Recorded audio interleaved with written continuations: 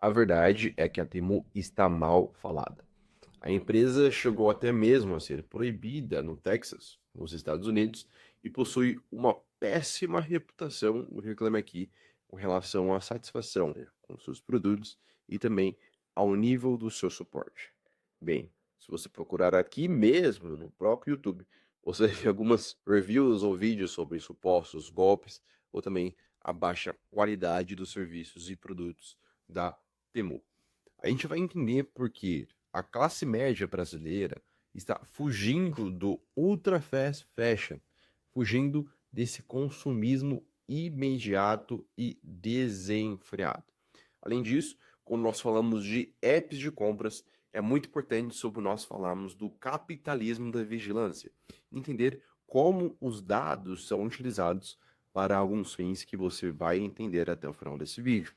E também nós ficamos com a seguinte pergunta: será que a entrada desses aplicativos chineses de compras e de delivery afeta a nossa indústria? Fica aqui comigo até o final que nós vamos entender este contexto.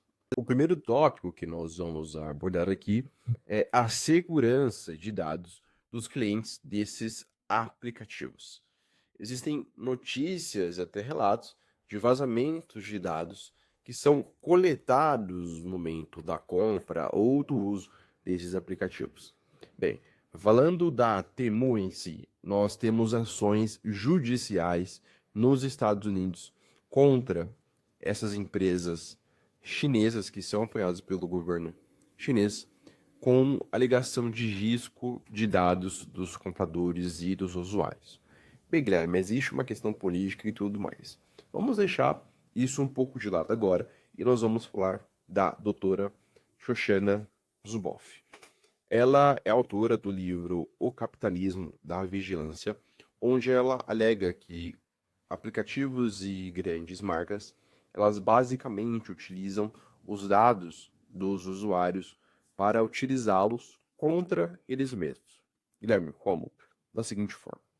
A partir do momento que você entra em um aplicativo, você está ali meio que assinando um contrato de extração do seu comportamento. Então, o comportamento do usuário acaba virando um produto. Os cliques que você dá, as suas fraquezas psicológicas, o seu comportamento, o que você compra, o que você não compra. Tudo isso é concedido para marcas e empresas para fazerem propagandas futuras a você mesmo, de uma forma que essas propagandas e essas ofertas sejam irrecusáveis, fazendo com que você gaste mais do que o desejado e comprando itens que você nem mesmo queria. Falando com alguns amigos, é muito comum você ouvir a seguinte frase.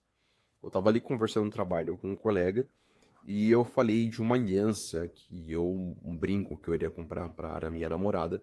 E alguns minutos depois, naquele mesmo dia, apareceu uma propaganda de alianças e de brincos. Às vezes chegando até ser exatamente aquele produto que você havia dito. As pessoas ficam perguntando, será que meu celular está me ouvindo e está me espionando? Bom, a gente não consegue afirmar isso nessa questão da audição, mas nós temos esse livro, por exemplo, da Shoshana, onde ela fala sobre esse capitalismo da vigilância, onde aplicativos, marcas, eles monitoram o seu comportamento online para fazer ofertas que são irresistíveis, porque a gente está falando do seu comportamento, dos seus desejos, das suas emoções sendo usadas contra você mesmo. Mas aqui o problema ele vai muito além do celular chegando ao chão de fábrica. Veja bem, nós temos um economista de Cambridge, que provavelmente eu não vou acertar a pronúncia do nome, que é o Ha-Joon Chang. Bem, o importante é entender que ele defende a ideia de que para países em desenvolvimento, como é o caso do nosso Brasilzão, é muito importante que a indústria seja fomentada para que o país como um todo possa crescer.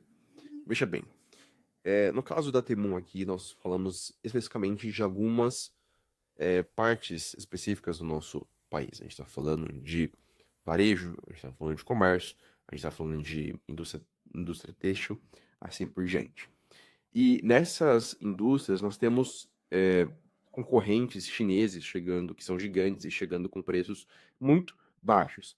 E essa concorrência acaba afetando o desenvolvimento dessa indústria brasileira. Inclusive, alguns setores da nossa economia, principalmente a indústria ou o varejo, levam essa questão para uma esfera judicial, falando que a isenção, né, de impostos a empresas estrangeiras e tudo mais, isso pode danificar a nossa empresa. Veja bem, nós estamos falando de marcas muito grandes que chegam ali com a proposta de baixo custo. E alguns benefícios fiscais que vão para essas empresas pode prejudicar ainda mais a nossa indústria. Inclusive, a gente está falando de impactos estruturais, chegando, por exemplo, na casa de milhões de demissões, de perdas de emprego, causam um impacto muito grande para a indústria do país e, consequentemente, para o crescimento do Brasil. Bom, Guilherme, e você tinha comentado no início do vídeo que a classe média brasileira estava fugindo do ultra fast fashion. Bem, vamos agora abordar esse tópico para a gente encerrar o nosso vídeo. Veja bem, existe uma tendência que já está existindo nas redes sociais há alguns anos, que é o de influência. Para falar isso, vamos falar do que é um influencing. Basicamente, nós temos influenciadores digitais fazendo reviews, incentivando ali a compra de produtos. Muitas vezes, produtos que você nem mesmo precisa e que acaba gerando também um consumo desenfreado.